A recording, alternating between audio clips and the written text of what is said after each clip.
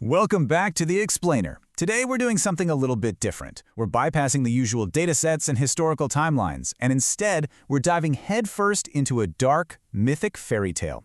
Now, this is definitely tailored for an adult audience. It's called The Lead Horizon, Parables of the Total Unraveling. It centers around this dragon named Verdant. But listen, this isn't your standard, knights and fiery battles kind of story. No way. This is a beautifully dark exploration of the allure of an everlasting, dreamless sleep. We're going to look at the cessation of life not as some violent apocalypse, but as a deliberate, almost peaceful transition, moving from vibrant, chaotic growth straight into a silent, inorganic peace. So our story kicks off with this incredibly heavy perspective from a cosmic observer. Quote, "From my cold vantage point in the heavens, I watch the friction of life grind toward its logical conclusion." I mean, wow. Think about that exact phrasing for a second. The friction of life. Down in what's called the Lead City of Negation, our main character, Verdant the Dragon, realizes something that lower forms of life just kind of miss. He looks around and sees existence itself as this loud, painful effort. To him, the sheer exhaustion of survival, just the daily grind of staying alive, is this incredibly heavy burden that eventually, inevitably, needs to rest. Now, what's really interesting about this slide is how it perfectly captures the core conflict of our fairy tale.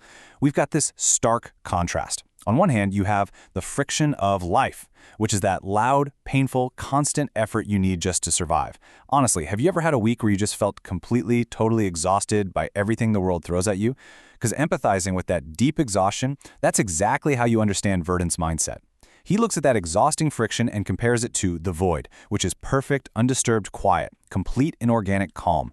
In Verdant's eyes, life isn't a gift. It's literally just an interruption to this beautifully soothing, silent peace. Let's move to and see how this builds. To actually make this vision of peace a reality, Verdant aligns his very soul with an entity called the Great Star of Chaos. He basically chooses to become the ultimate tool of unmaking.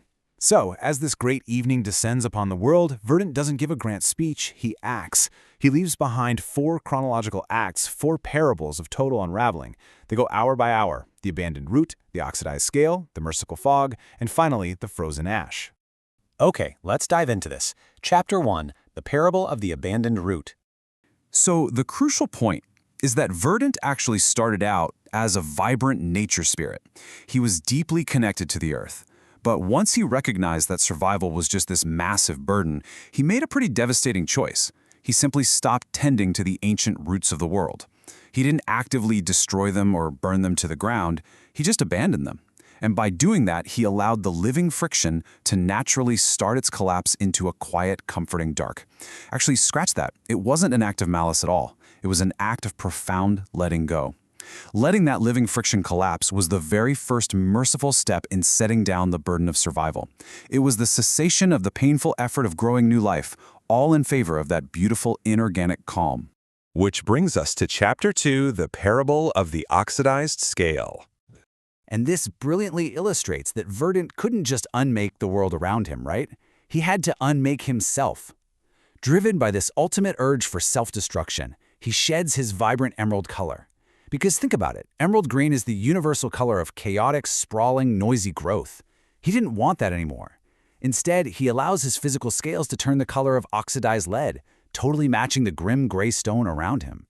But here's the thing, this wasn't framed as him decaying. It was a refinement, a purging of that chaotic vitality to reach a state of deep, tensionless peace. He's quite literally harmonizing himself with the inanimate stone. Moving right along to Chapter 3, The Parable of the Merciful Fog. Okay, when you picture a dragon attacking a village, you probably imagine fiery rage, terror, screaming, the whole shebang.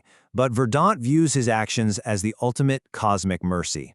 He swoops down over the village, exhales, and instead of fire, a heavy, suffocating fog descends. And this fog rolls through the habitations with this strange, soothing solemnity. The inhabitants aren't violently killed. They are simply robbed of the will to struggle. They feel this profound, overwhelming relief as the exhaustive burden of breathing is gently eased away. Their innate drive to survive is quietly and mercifully put into a dreamless sleep. Let's move to and see how this builds. Chapter 4, The Parable of the Frozen Ash. So the roots are abandoned, the dragon is leaden, the villagers are peacefully asleep. Now we hit the final act of unmaking, the absolute end of the living friction. Verdant exhales one last time, and it's a breath of ash and literal absolute zero temperatures. Under this unimaginably cold touch, the remaining chaotic forests instantly turn to silent stone, and the human buildings just crumble into a fine, uniform gray powder. And with his mission complete, Verdant eagerly trades his own living flesh for the void. He physically dissolves, starting right from his tail and moving upward, sacrificing his own existence to finalize the total unraveling, until only a petrified ridge of lead remains on the horizon where he once stood. High above, the great star of chaos, that cosmic entity overseeing this whole unraveling, finally blinks out. Its task in the lead city of negation is entirely complete. The great evening has fully, totally settled. There is no more light, no more growth, no more noise. The entire world has been simplified into the everlasting lead horizon. And this brilliantly illustrates the ultimate payoff of Verdant's philosophy. This apocalypse, which sounds completely terrifying to us living creatures, has actually resulted in a perfect, undisturbed, inanimate peace. Think about it. The lead horizon means no more hunger, no more pain, absolutely no more struggle. There is only a flat plane of dust existing in the everlasting quiet of the inanimate.